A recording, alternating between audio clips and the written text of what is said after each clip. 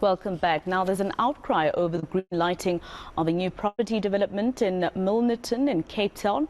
Developers are planning a gated estate with at least 9 houses and hundreds of apartments. But the Greater Table View Action Forum says the city is ignoring. The area is a wetland. It says this has grave environmental consequences. It also says the impact on services in the city have not been considered.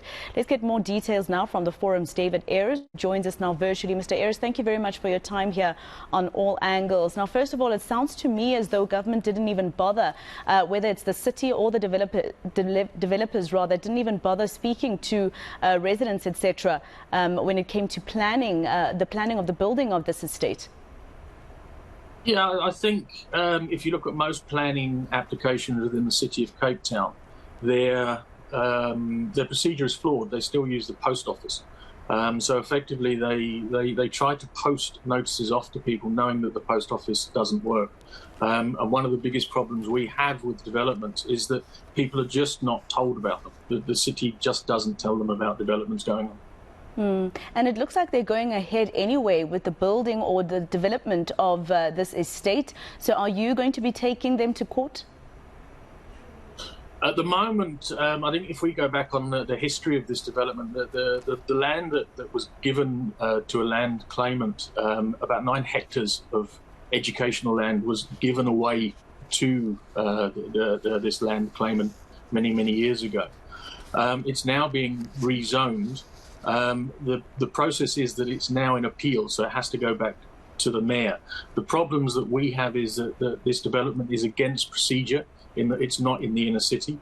It's not near any job opportunities. We have a wetland on the area, which obviously has got environmental issues. And further to that, they want to put in a private wastewater treatment plant in the area, in a residential area, to treat raw sewage, because the city simply has not invested over the last 10 to 15 years in the wastewater treatment in the area.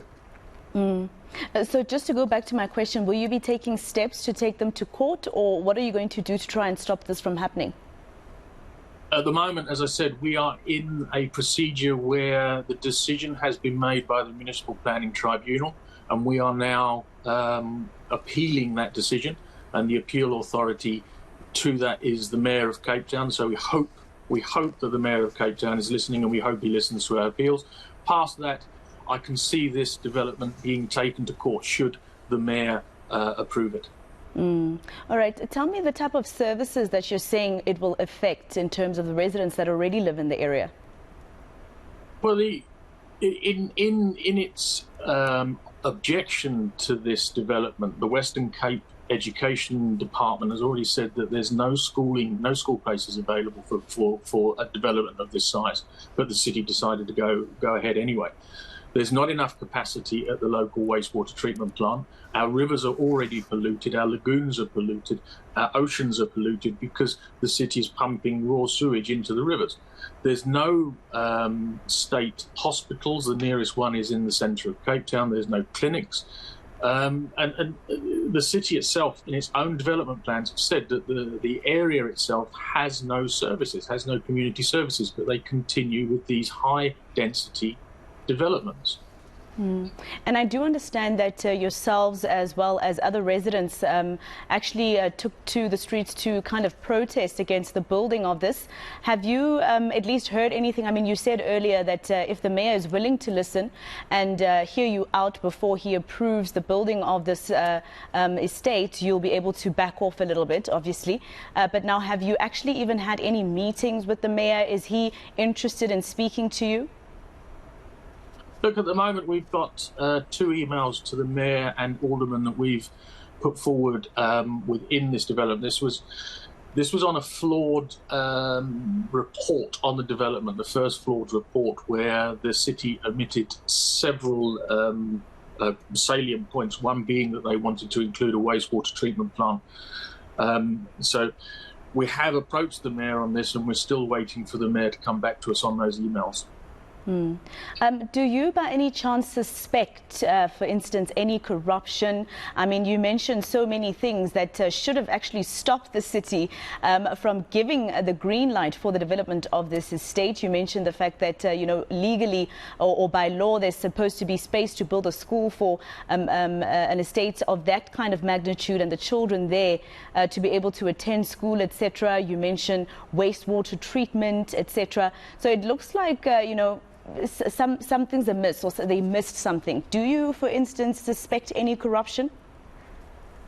I think with any government department in South Africa at the moment, when an applicant is as lucky as this one's been, we have to suspect some kind of wrongdoing. We can't prove it, but we live in a country where corruption is rife. So, yes, I would say that the way in which this application has been handled has not been acceptable to the people. Who would you say would be the person who, made this wrong decision? I mean, the mayor obviously has other people in his executive who help him make decisions, probably the person responsible for infrastructure development, etc., and the person responsible for COPTA or water treatment plants there in that area. Who do you think, ill-advised him? Look, I think at the moment the problem is that there's been it's been decades really of non-investment within the area. So they have implemented a densification program without implementing the upgrades of any facilities, wastewater treatment plants, and the pipe work. So I think it's just a major failing on the city of Cape Town. You can't densify an area unless you put in the relevant services. Exactly. Well, thank you very much for speaking to us, Mr. Ayres, here on eNCA. David Ayres, he's speaking on behalf of those residents who feel that the development of that estate is actually illegal.